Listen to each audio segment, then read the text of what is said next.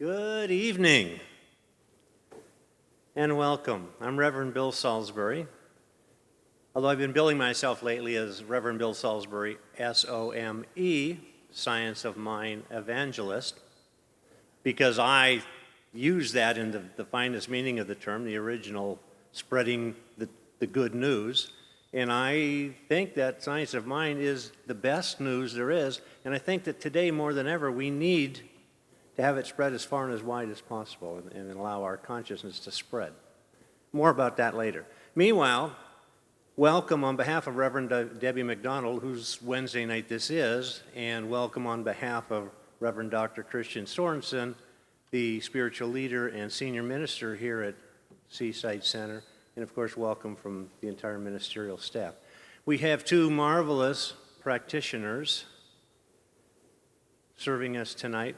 Brian Atkinson, who will be opening us in prayer and meditation, and we have Victoria Wood, who will be in the back holding the light for us. So please, before the evening's over, if you have anything that's heavy on your heart, or if you have anything you just got to tell someone, grab a practitioner, because we're here to pray. That's what we do.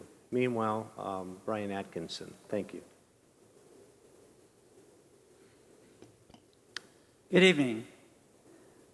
I'm Brian Atkins, and I will be doing your reading this evening. But before we do that, please join me in prayer.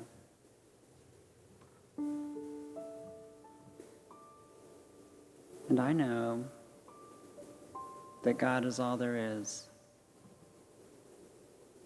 God is that all-loving, all-caring source of divinity and inspiration that permeates everything and everyone.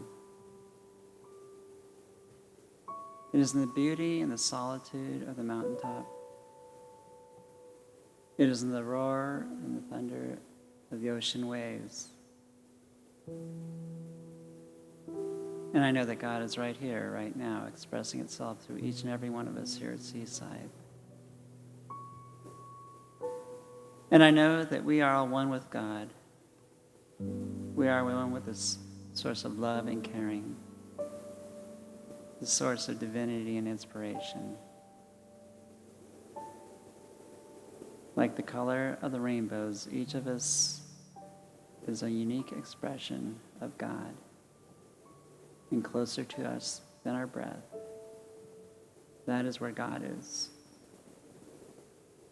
And I give thanks in advance in knowing that each of us here tonight receives exactly that which they are here for. As the words flow forth from Reverend Bill Salisbury's lips, each of us is touched. Each of us receives a shift, a new outlook.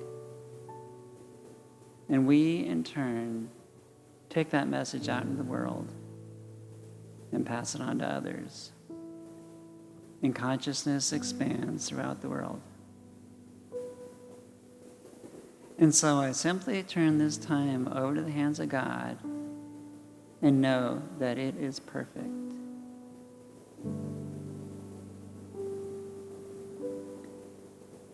And now I invite you, those of you who have not lit a candle, to come up and light a candle. And Arya will lead us into meditation and song.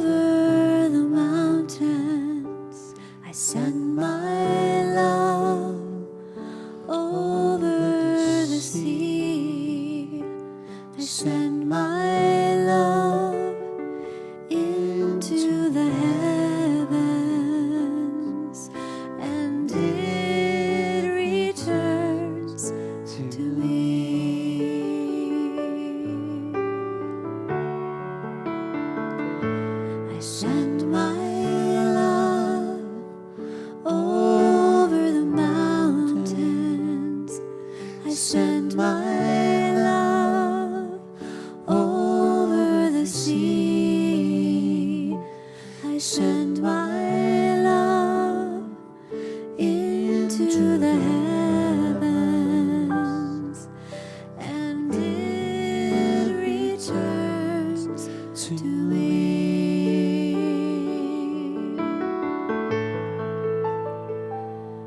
Send my love over the mountains. I send my love over the sea.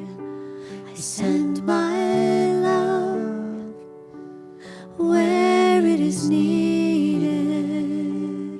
And so I let it be.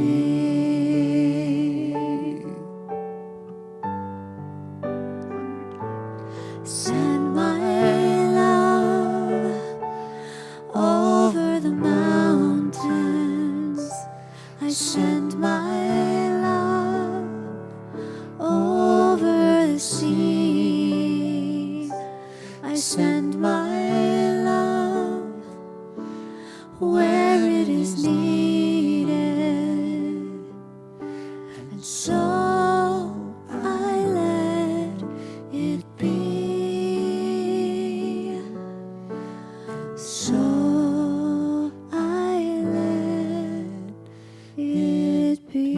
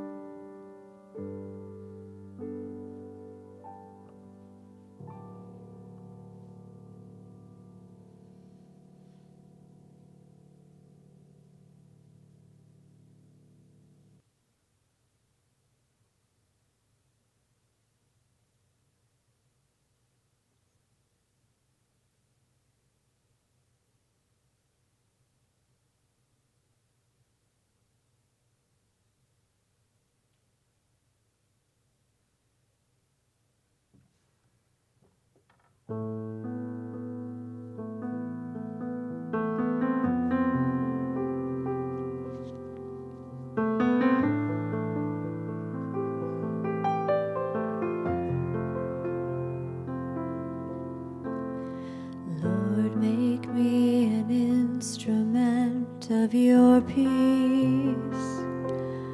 Where there is hatred, let me sow love.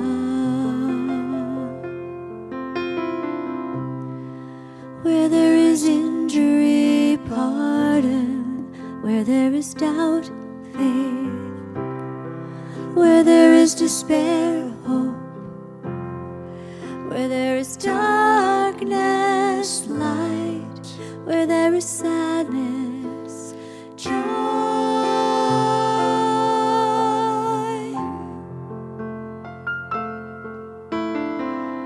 O divine Master, grant that I may not so much seek to be consoled as to console,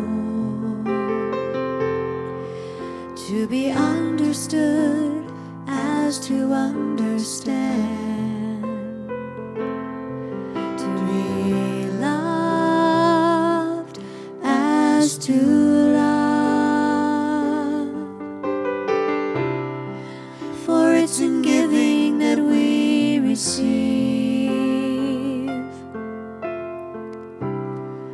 and it's in pardon that we are pardoned. It's in dying that we are born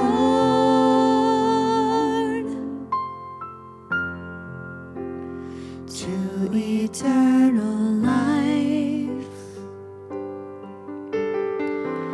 O divine Master, grant that I may not so much seek to be consoled as to console, to be understood as to understand, to be loved as to love.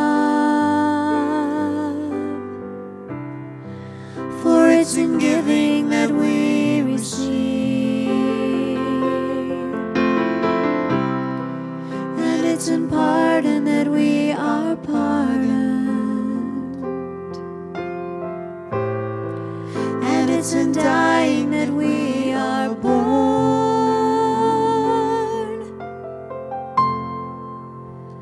to eternal life.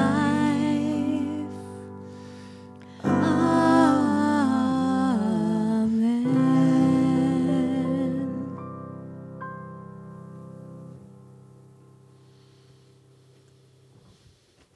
Thank you, Arya and Jim, for your beautiful music.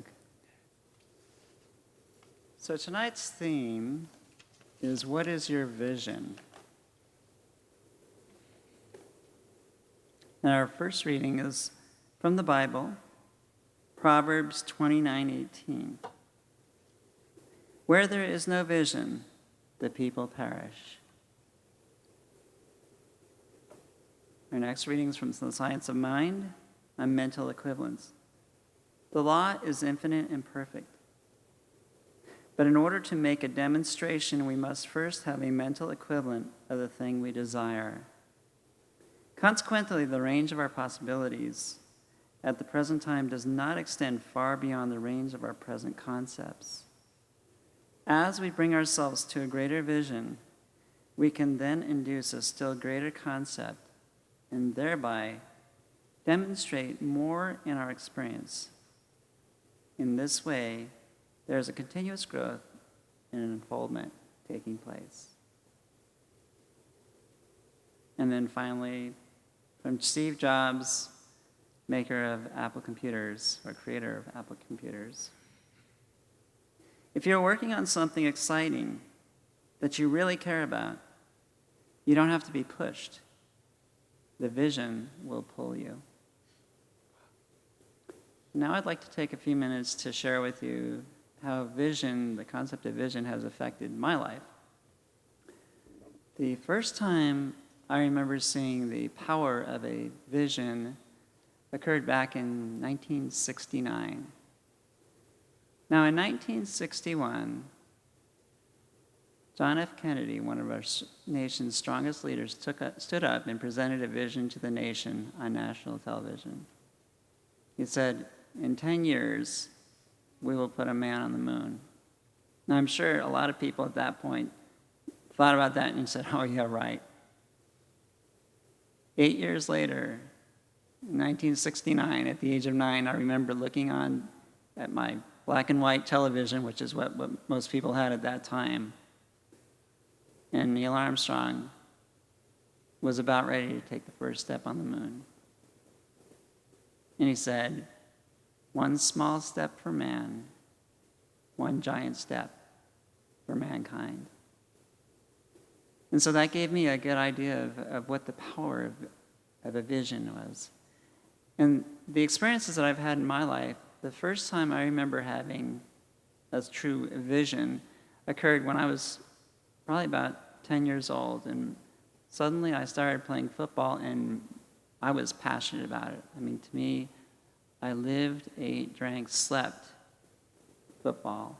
And all my heroes were football players.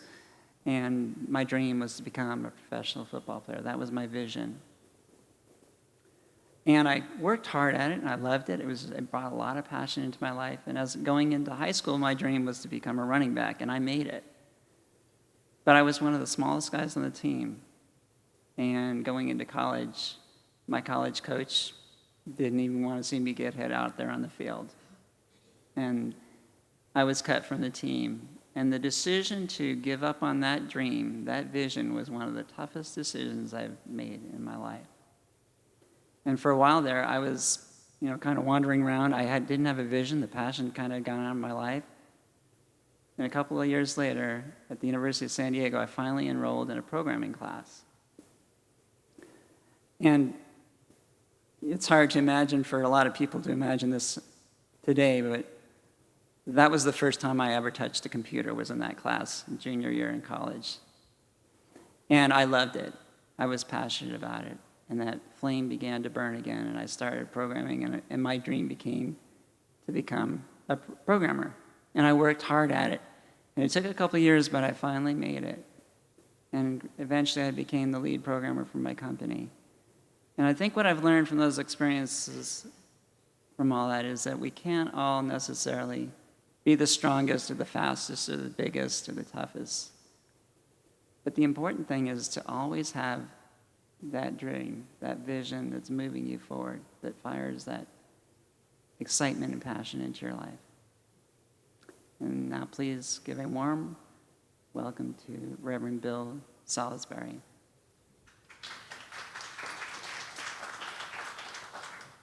Thank you, Brian Atkins. Wow, was that a great reading and a great story?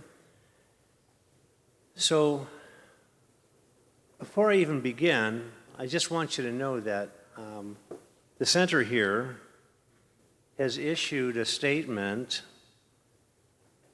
titled, "We Stand with Orlando." As a global community, we stand in prayer with everyone impacted by the shootings of Orlando. Seaside Center for Spiritual Living would like to share this message, which was written by Reverend Dr. Petra Wells, CSL Dallas. And you're probably familiar with her because she's done a lot of work with Dr. Christian. I'm not going to read it. Just know it's available. It will be out Sunday, I understand, so it will be available. Make sure that you get a copy of it. So I do want to talk a little bit about Orlando. We make up monthly themes for our talks and weekly titles for our talk way in advance. This year's themes all the way through the year were made up last fall and winter.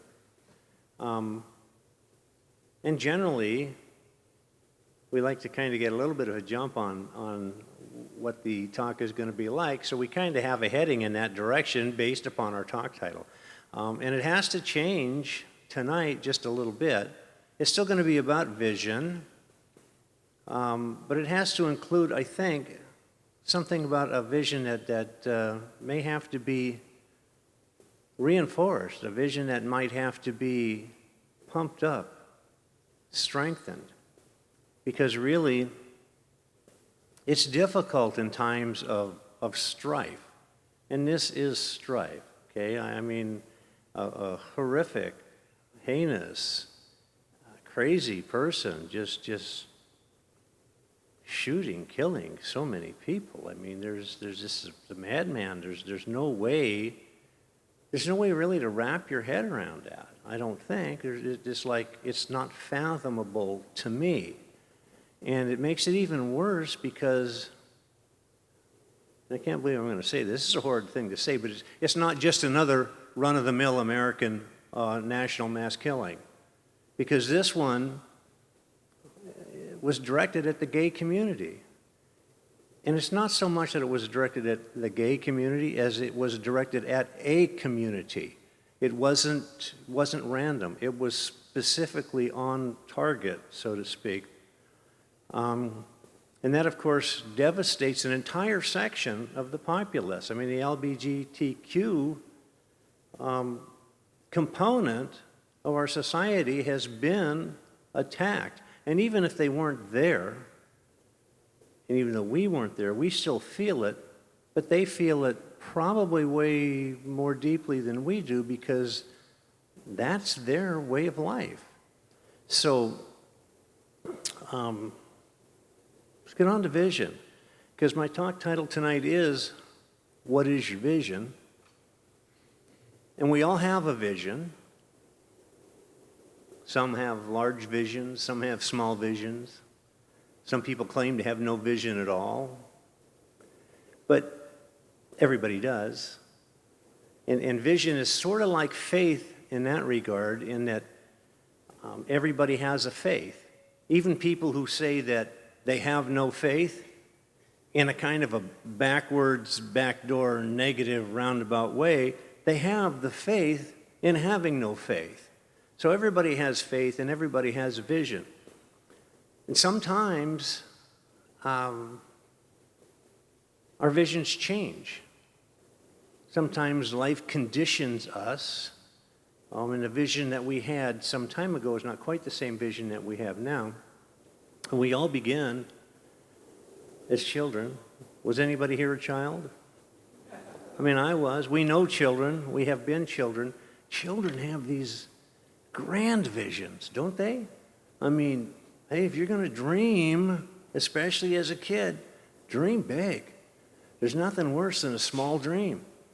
And we shouldn't have small visions either, because we don't have to. But if we're denying the vision, or we're denying the faith, if we're denying it altogether, it doesn't mean we don't have it. It simply means that we are kind of masking, we're not taking responsibility for the way our life unfolds. We're not accepting that. It's going to unfold according to our thoughts. It's going to unfold, it's going to be populated by the things that come from our thoughts. And sometimes we suppress our visions. Don't we? The conditions of life just make you want to suppress them. So they're always there. They may not be on the fore, and we may not be giving a lot of energy to them at the time. We may be suppressing them, but still we have the vision. So Ernest Holmes, the founder of Science of Mind, of religious science, said, there's a power for good in the universe, and you can use it. It's a power for good greater than you are. I'm going to tweak that a little bit to say there's a power for good in the universe greater than we are, and we can use it. Because I think at this point we have to be talking not just individually, but we have to be speaking collectively as well. True, we do have to do it individually, but there's a big combination of people. If we could get everybody's energy around the same sort of vision, I think that would kind of lift everything up. And that's what we want to do. We want to lift our individual collection, we want to lift our visions, and we want to lift our collective visions. So the way we do that in Science of Mind is we know that there is one presence and one power, there's one consciousness, there is one divine energy from which all things come, within which all things have their being while they're here, because the manifest universe is the body of God. Okay, everything that populates this universe is the manifest body of God. It's God's way of expressing and experiencing itself by way of us. And because that's where we are grounded, we have access to all of that divine power and energy. The very same things, there's only one substance. It's God's substance, God's stuff, if you will. And there's only one energy, and that's divine energy. And because we have access to this, and because we are made of the very same substance that planets and galaxies and universes are made of, think about that. We're made of stardust. It's true. That's kind of like from the 60s, but it's so. And we're powered by that same energy. And we can have all of that we can embody, all of that we can recognize and open ourselves up to and receive. So knowing that, we know that when we put our thoughts in the direction of good, when we put our thoughts in that consciousness that calls forth from us for only good, for only love, and for all of those God qualities that are so called for right now. Peace, understanding, compassion, kindness, acceptance, non-judgment. These are the things that we're capable of pulling out because they're part and parcel of who we are. They're in our divine DNA. You know, spiritually, that's what we're made of. So we know that we can at any time access this incredible, infinite wealth of power and strength and good. We have a vision, Centers for Spiritual Living, the global organization. We have a vision, and that vision is a world that works for everyone. That's a huge vision, isn't it? It's a huge vision. But it can be done. And it's not, this is not wishful thinking kind of stuff here. We have that vision because, especially right now, the world just plain doesn't appear to be working for everyone. Would you agree with that?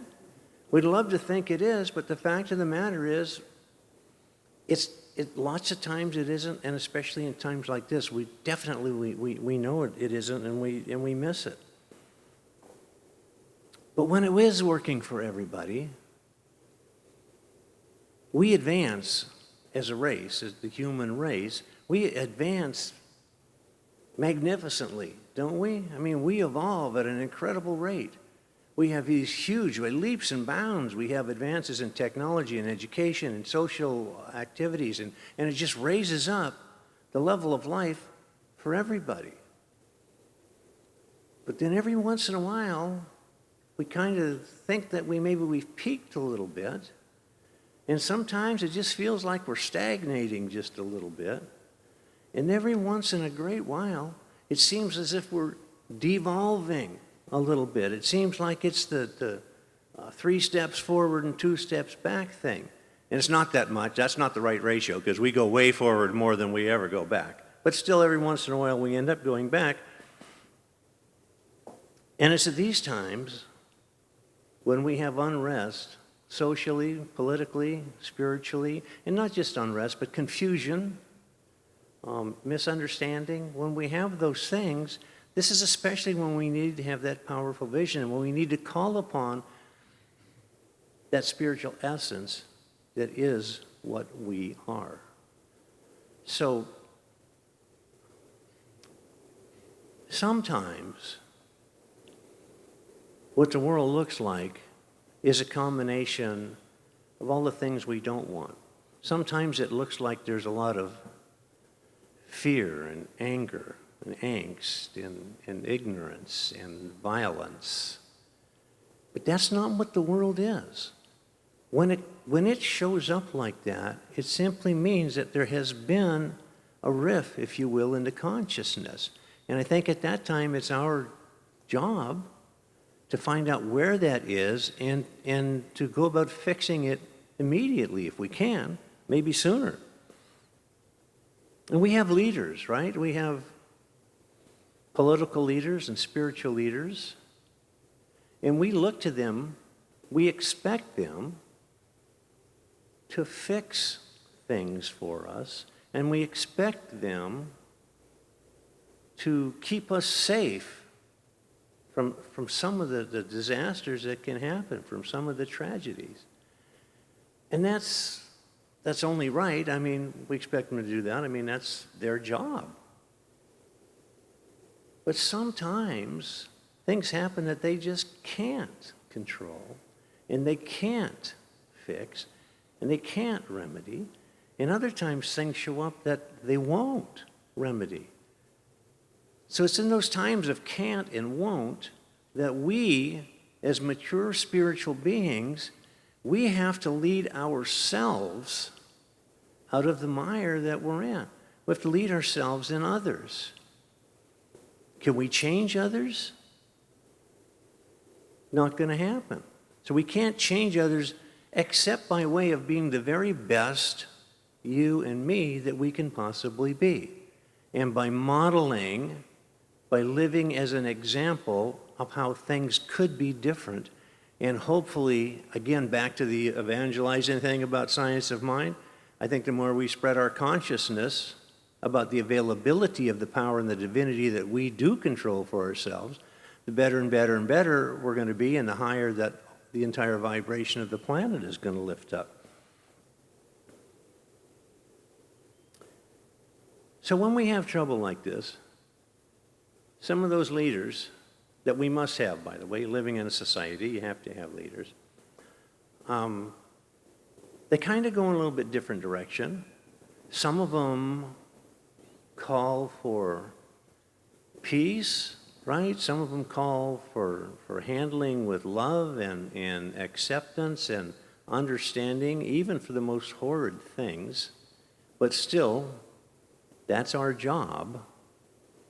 And others go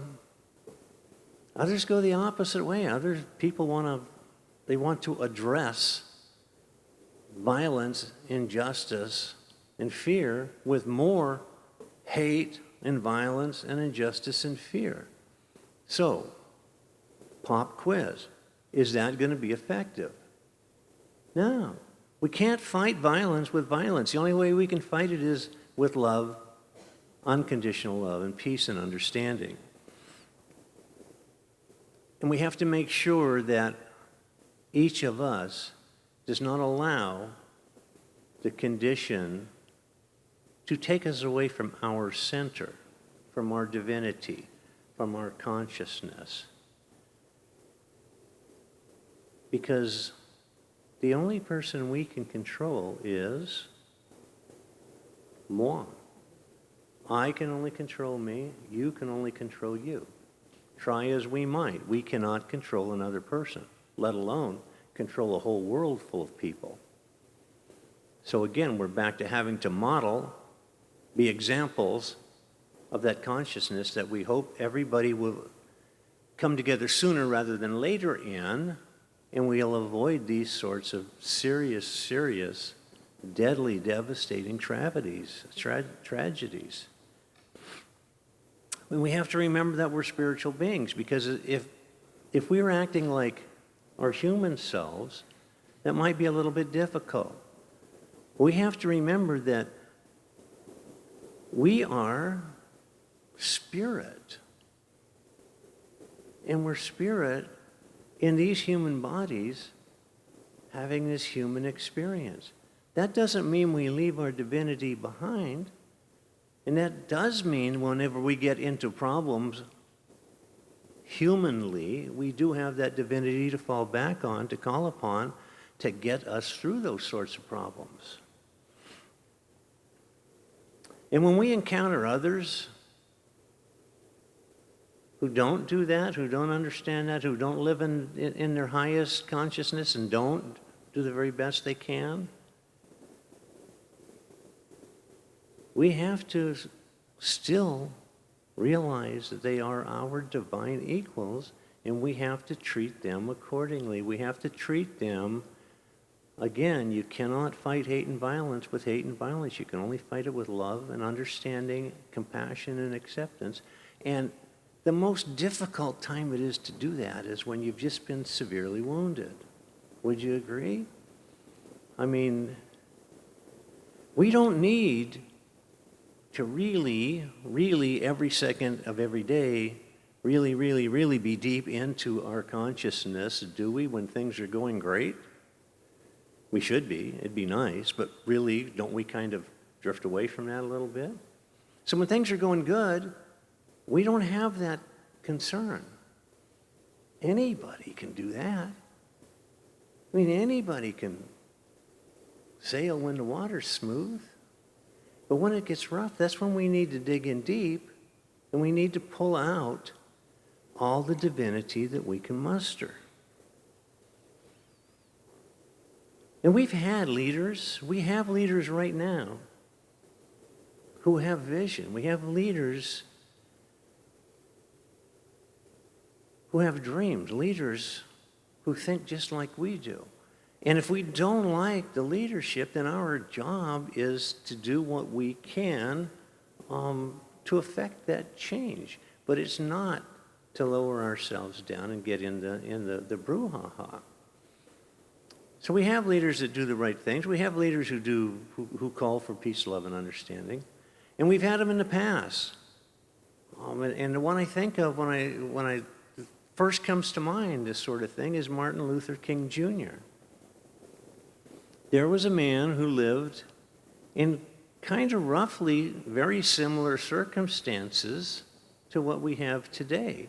Only it wasn't gays at that time, it was black people at that time.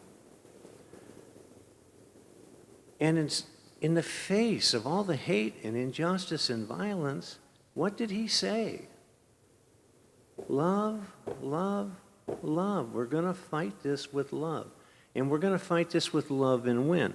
Now, I'm not sure we're going to call it a total and complete victory at this point, even these many years later. but certainly come a long, long, long way. So he's proven that that is effective, and that is the way to, that's the way we get out of these sorts of things. So how do we begin? I ask myself, what can I do? What can you do right now to get us out of this? I mean, I know everybody's been thinking about it. I don't have to say think about it. I'm sure we've all been thinking about it. But because none of us can control the collective world, we have to figure out how we can do what we can do one person at a time. So I would just suggest that if everybody took total and complete responsibility for his or her thoughts and led by that example, because I would like to mention that violence is never different in kind. Violence is only ever different in degree. And I don't want you to misunderstand what I'm going to say, but because they are on total, complete opposite ends of the continuum. But really, if you've got a bumper license plate frame that says, my grandchild is cuter than your grandchild, to me, that's violence. Okay, if I have, and who doesn't have a violent thought? We all do. That's true, we don't run off and start shooting people. So it's a difference in degree. It's just not a difference in kind. So when we see somebody who is so far different and so far gone and so far down that road, really part of what we have to think and say to ourselves is, there but for the grace of God go I. Who knows what it was, what it ever is that causes somebody to do something so heinous. I mean, yeah, we send therapists by the busload, and we do all kinds of investigations and blah, blah, blah, but really? Do we know in the end? We're all part human, we're all part divine. And if that human part of us totally and completely runs away from the divine part of us, then there's a potential for problem in there. So we have to tackle head-on tragedy with love, acceptance, compassion, and understanding. And it's not easy, I know. It's not easy, but it is ours to do. So kind of, sort of, when that initial, oh my God, this unfathomable thing just happened, I can't even get my head around it, happens. Once that happens, from there on, as we can go one of two ways. We can start going in the same direction as the problem, or we can start rising above the problem, and we can start living in our spiritual best. We can start living in that consciousness that is God, that consciousness that is the divine, rather than miring down in the opposite direction. And as religious science practitioners, which is what we are, we can do it. That's the good news. So, as long as we remember that we're drawing from a divine heritage, that within us and surrounding us and every possible part of us is made of divine stuff and powered by divine energy, there's just no end to what we can do. Oh, and we need to do those physical things, right? I mean, some of our leaders, especially spiritual leaders, they want to call for our prayer and our support, which we must give as human beings. We have to give that. But there are other physical things we do, like we send money, right? We send aid, we donate blood, we work with our communities, our spiritual communities, our churches, our religious centers. And these are the things that we do in addition to the moral support. And we need to do them. But most importantly, I think, we need to to do those things and think those thoughts that keep us consciously connected to one another and consciously connected to God. Because we have to remember there is only one. And all things that take place within that one. We can't separate ourselves. We can distinguish ourselves, but we have to remember that we are all part of that one. And we must keep steeped in our consciousness. We start it by being ever conscious of our thoughts, like I said earlier, right? And we have this saying that thoughts are things. And to me, that's kind of the bumper sticker version, the soundbite. But it's true. The things that we think eventually come out as demonstrations, as exhibitions, as things in our world. And because this is so, we have to be so very, very, very careful about what we think in times when we're dealing with super horrid situations. Because remember, we have to guard our actions. We have to guard them by guarding our thoughts. Because every action was first a thought. And we have to be careful that our thoughts are such that the actions they are going to lead to are actions that we can live with, actions that are congruent with our consciousness. And knowing that we're always looking for the highest and best good for everybody concerned, we have to really, really, really monitor those thoughts. So I want to go back to the talk title, back to the initial question. What is your vision? Do you have a vision of peace and love and understanding? Do you have a dream of a world that works for everyone? And do you know how to move toward that? Or does your vision not, maybe fall a little bit short of that, and you have a tendency to think maybe you want to go the other direction. Just know that in the other direction, that's exactly what we're trying to get away from. So I'd just like for you to go forth from here, knowing that ultimately God is love, God is one, we are God, consequently we are one, and we must maintain that consciousness and that knowing in spite of the most horrific circumstances that arise. So, what is your vision? I hope it's a vision for peace, love, joy, and the betterment of all, not the continuing violence and hatred that can only drag us down. Thank you very much.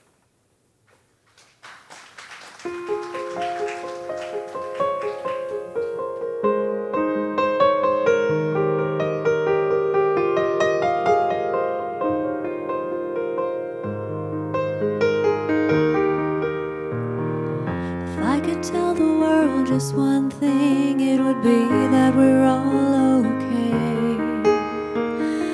Not to worry, 'cause worry is wasteful and useless in times like these. I won't be made useless, won't be idle with despair. I will gather myself around my faith. My hands are small, I know, but they're not yours, they are my own. Not yours, they are my own, and I am never broken.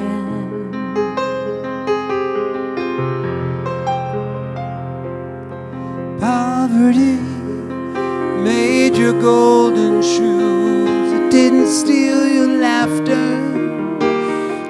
Heartache came scissored me, but I knew it wasn't ever after. We will fight, not out of spite, but someone must stand up for what's right. Where there's a man who has no voice, there's our shall go on singing.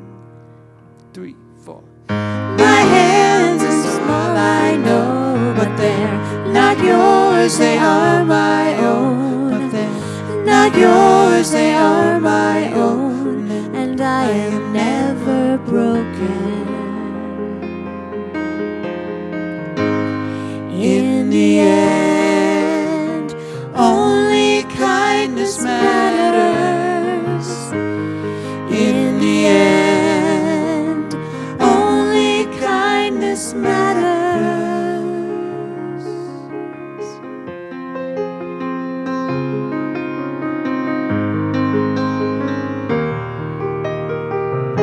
I will get down on my knees and I will pray. I will get down on my knees and I will pray. I will get down on my knees and I will pray. My hands are small, I know, but they're not yours, they are my own. Not yours, they are my own, and I am never broken. I am never broken. we are never broken.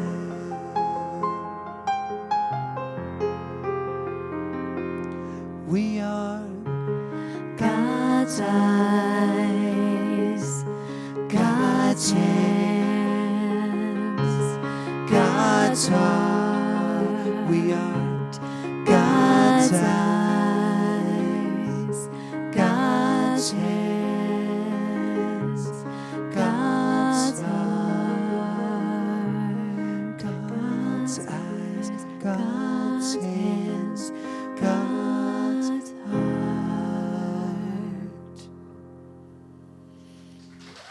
All right, Aria Dawn and Jim Bianchi, ladies and gentlemen. Thank you, Aria. That was beautiful. Are they just too good? You know, if we are very, very, very, very good boys and girls in this physical life, when we pass from this life, we go to where they're playing. So that brings us to our time of conscious giving. So if I could have the ushers come forward, please. And just know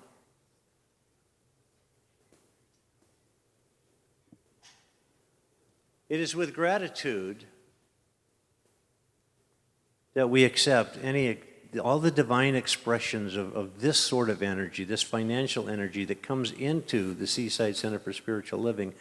It's with a heart full of gratitude that we accept it, and with a mind full of the knowledge and the peace that comes with knowing that we have stewards of money here, the board of directors at Seaside Center for Spiritual Living, who steward this money very well, who take care of it, who protect it, who send it out into the community to do its good work. So your work, your money, your financial aid comes to support this center and also to be issued out in outreach programs around the community at large and in fact globally. So thank you so much on behalf of the entire ministerial staff of Seaside. And maybe you could join me now in our prosperity prayer. As I give thanks for the good now flowing into my life, I gladly share that good with others. The more I give, the more I receive. I experience a deeper consciousness of peace and security, for I know that I am in the embrace of a warm, loving presence, forever seeking an outlet through me. My cup runneth over. I exist in limitless possibility.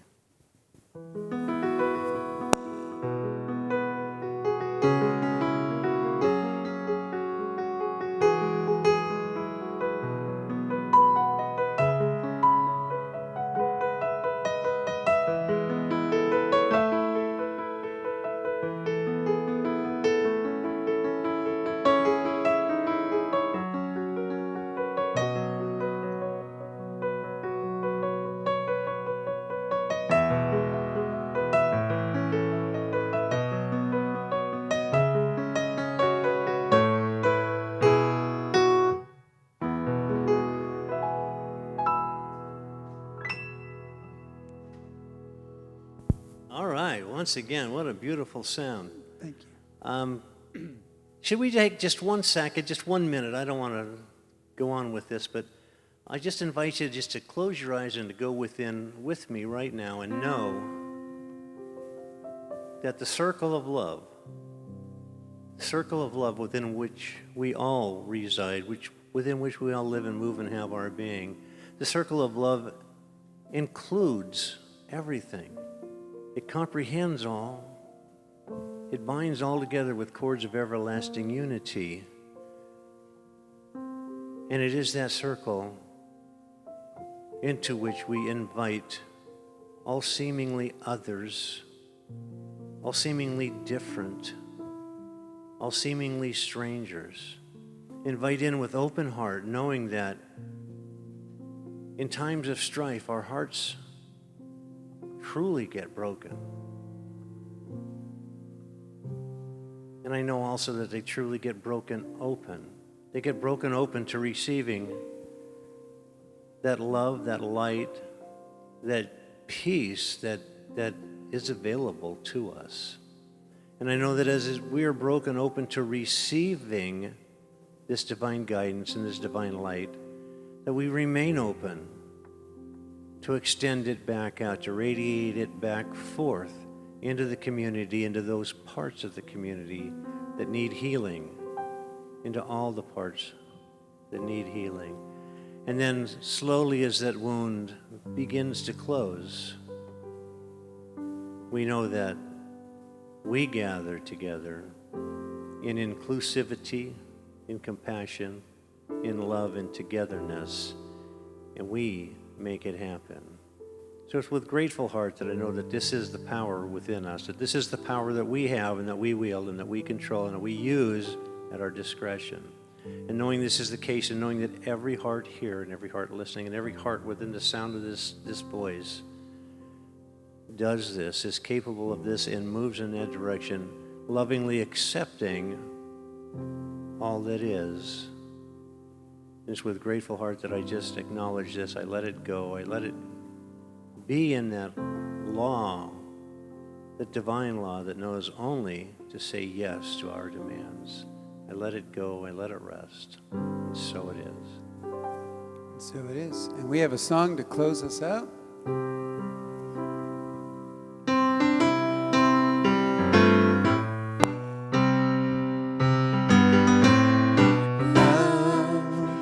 Is my decision. It's up to me to give of my heart. Love is my decision, and no one else can tell me to start. And once I decide to change my mind, love will show me how.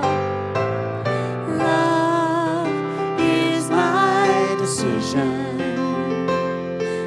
decision, right here and now. Love is my decision. It's up to me to dance down that road. Love is my decision. No one else can lighten my load. No, and once I decide to change my mind, love will show me how. Love is my decision, right here and now. My decision, right here and now. All right. Well, thank you, Bill. Thank you for joining us, and just know that there are refreshments and drinks out in the social hall. Special thanks to all our help tonight, to Melanie Bennett, Tim Griffin, Ginny and Dennis Mills. Well, Thanks to Brian Atkins, RSP, Religious Science Practitioner, and also to Victoria Wood. And please remember that there's prayer available right outside that door should you wish. Thank you. Good night. Thank you, Bill. Understanding. What's so funny about peace, love, and understanding?